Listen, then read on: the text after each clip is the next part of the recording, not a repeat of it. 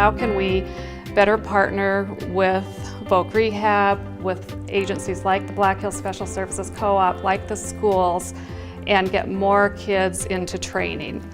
And we have shown an increase from 3.1% of our enrollees in WIA being identified as having a disability to 30.95% in the lifetime of this grant. Does that mean that we are necessarily serving that many more individuals with disabilities? To a certain extent, but we're also much better in identifying and helping individuals identify and helping individuals self-advocate for themselves. We need to be, as a state, looking at all the pools of individuals that are currently in the state that might want to work, might need to work, are eligible for work, but are not currently engaged in the workforce. So we're looking at different populations.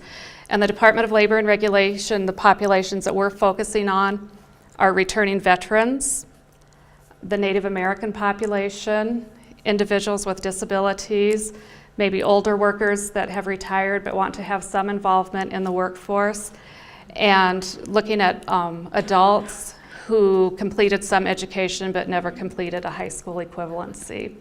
And so you can see that individuals with disabilities are definitely a part of where our focus is going to be in the coming years. The reason for that is just pure mathematics.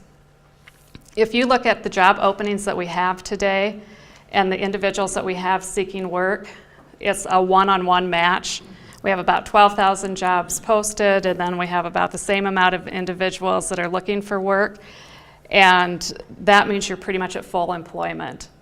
And so we need to make sure that everybody that we can bring to the table is at the table. We were really excited to have Secretary Holtman with us. South Dakota Department of Labor and Regulation and Black Hills Special Services Cooperative had received a 3-year Disability Employment Initiative grant, and the funding for that was coming to a close, so we felt it was very important for us to really share our commitment to serving job seekers with disabilities. We had a variety of speakers come. We had professors and attorneys and local employers. It was a great attendance, great sessions that we had. But they really did challenge the audience's thoughts and beliefs when it comes to serving job seekers with disabilities. 3 things always have to be in place for real change to make an impact. 1, you have to give both people and systems a sense of hope. And that basically means that people generally won't engage in an activity unless they think there's some chance that they'll be successful.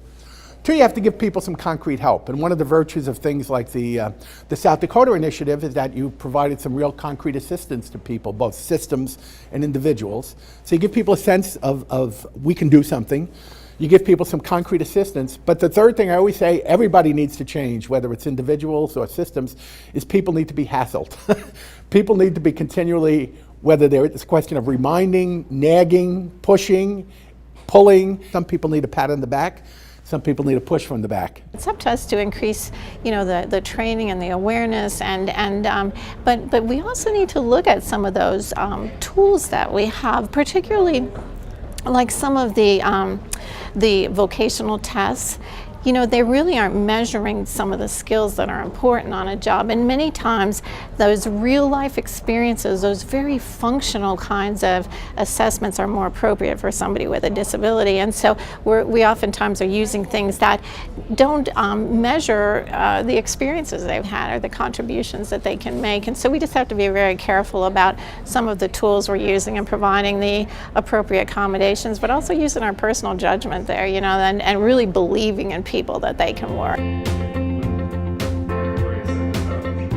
Being long-term unemployed has a very negative effect on your physical and mental health. And from an employment policy point of view, I frankly think the major reason why we should really focus on employment services for people with disabilities is not just to say, well, we can help you get a good job and you'll be happier, because there are other things that affect your happiness, but because not focusing on employment is really putting you at much greater risk, which in a social service kind of field, our basic sort of motto is do no harm. And by not addressing unemployment, we really, to some extent, are doing some harm to people. We are committed to serving this population, moving that mission forward. State government is working to make state government a model employer We've spent a lot of time and energy talking about, we're one of the biggest employers in the state. How can we make sure that our hiring practices are not being discriminatory? How can we actually advocate and seek ways to make it so it's easier for us to hire individuals with disabilities and to make sure that we're making all the accommodations possible? And so that's an effort that we really want to say, let's put our money where our mouth is. Let's lead other businesses by showing them how the state is able to do this.